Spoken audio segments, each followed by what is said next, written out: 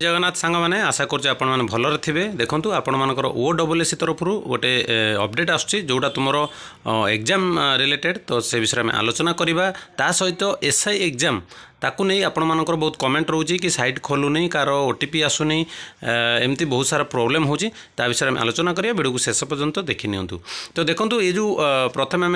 देखा OSS कौन notification रही ये जो नोटिस टी आसी आपंकर ओडिशा स्टाफ सिलेक्शन कमिशन जोड़ा रही notice for conduct of main written examination of combined recruitment examination जोड़ा तुम कंबाइंड रिक्रुटमेंट एग्जामिनेशन हवा को जाऊँगी junior stenographer junior grade typist आउट हूँ टाइपिस्ट कम जोड़ा असिस्टेंट 2025 सेटा तुम हवा जाऊँगी केबे ना 30/8/2025 तुम हवा जाऊँगी जोड़ा तुम ये डेट दे एठी भी डेट दे देखो 30/8/2025 आपण मानकर एग्जामिनेशन हवा जाऊँगी केमती हम ना OMR मोड्रे हवा जाऊँगी जोड़ा तुम MCQ टाइप OMR मोड्रे हवा जाऊँगी ठीक अच्छे। तो आपड़ी जापारे तापर देखूँ आपर जो शेड्यूल रही आपर जोड़ा रही टाइप ऑफ एग्जामिनेशन रही मेन रिटन एग्जामिनेशन सब्जेक्ट रही language paper Odia and English रे आसीबो जोड़ा टोटल क्वेश्चन देखो 80टा क्वेश्चन आसीबो 80 मार्कर विल MCQ टाइप रे आसीबो ठीक अच्छे। जोड़ा OMR आंसर सीट रहिबो आउ जोड़ा रहिबो रेस्ट 20 मार्क रहिबो जोड़ा answer in cum answer book letter रहिबो ठीक अच्छे। बाकी रहिला आपण मानकर जो टाइम टेबल रही 3टा रु आपण मानकर 5टा रहिबो रिपोर्टिंग टाइम रहिबो 2टा PM गेट क्लोजिंग टाइम रहिबो 2:45 PM रे रहिबो टोटल तुम रिम देखो जो आपण मानकर रॉन्ग आंसर अच्छी सेटा आपंकर 0.25 रे आसीबो तो से हिसाब रे नेगेटिव मार्क करेंगे जो मानक जोड़ा आसो सेटा करेंगे ना छाड़देवे जोड़ा तुम 0.25 मार्क नेगेटिव मार्किंग रोचे से हिसाब से आपण मैंने क्लिक करके आसबे। बाकी आपण मानकर देखूँ ये जो एडमिट कार्डटा आपण मानकर रहा यहाँ तुम 26/8/2025 आपण पाइबे जोटा ये मेंशन करा ऑलरेडी आपण मैंने डाउनलोड करेंगे ठीक अच्छे। तो बर्तमान आम जा SI एग्जाम जोटा आपण मानकर SI एग्जाम को लेकिन बहुत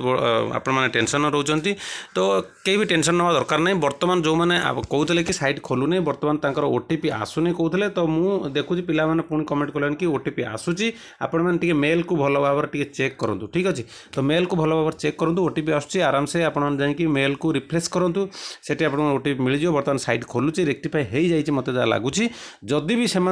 प्रोब्लेम लगे जदि तांकु बोर्ड को लगे कि हाँ एमती एमती प्रोब्लेम होउची से माने भी एक्सटेंड डेट करि पारंते और अप्लाई पाई किंतु तांकर 15 तारिख पाई जेहेतु तांकर 15 तारिख पाई डेट दिया 15 तारिख सुधा आपण मन अप्लाई करिवे। बर्तमान 12 हो गलानी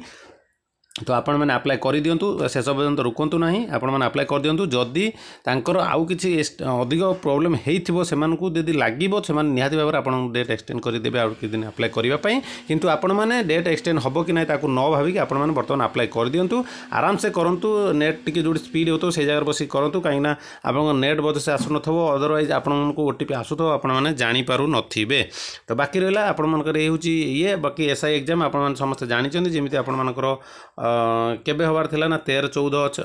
जमी डेट देथिला 13-14 जोटा हमर कोन सेप्टेम्बर 13-14 रे हबार अछि। तो सही सार आपण मानकु जतले नोटिस आसीबो 7 दिन आगु आसपारे 10 दिन आगु आसपारे 15 दिन आगु आसपारे मे भी बेसी आपण माने 7 दिन धरिक चलंतु आपण मानकु 7 दिन आगु आपण माने देखिया पाइबे आपण मानकर एडमिट कार्ड जतले एडमिट कार्ड आसीबो मु आपण मानकु जणाई देबी। तो आपण माने टेलीग्राम ग्रुप रे जॉइन हो जांतु सेटु आपण माने सर्वप्रथम अपडेट पाई परिबे आ जो माने चैनल ले जोड़ी नांती चैनल सहित जोड़ी रहंतु चैनल को सब्सक्राइब कर दियंतु वीडियो भल लागथिला लाइक करूँ चैनल सहित जोड़ी रही आपने सब नोटिफिकेशन पाइपर आप जानी पारना कौन नोटिफिकेशन आसूँ कौन प्रोब्लेम होची आपण मैंने जानिले सिना कमेंट करेंगे कि हाँ ये प्रोब्लेम होची मुझे तापर वीडियो बनैबी कि कहि आपण मो द्वारा जी हेल्प हो पार ठीक अच्छे। तो आपने बुझीपारे बाकी आपण CGL एग्जाम हवा जाऊँगी जोड़ा तो तुम मानक 19 तारिख अच्छी बोधे CGL एग्जाम तो 19 तारिख तो आउ एग्जाम ना मत लगुनि कहीं तो से आपने ओरिड हबार दरकार नहीं आराम से दिंतु सेमती OSS OSS 19 तारिख कौन एग्जाम ना बोधे मत लगुच तो से हिसाब से आपने प्रिपेयर हूँ CGL एग्जाम जो हम आप 19 तारिख होची अटेंड करूँ कौन प्रोब्लेम ना ठीक अच्छे। तो बाकी जहाँ अपडेट आसे मुझे आपको निहत भाव जनईदेवी रही नमस्कार पुणी देखा नेक्स्ट वीडियो रे जय जगन्नाथ।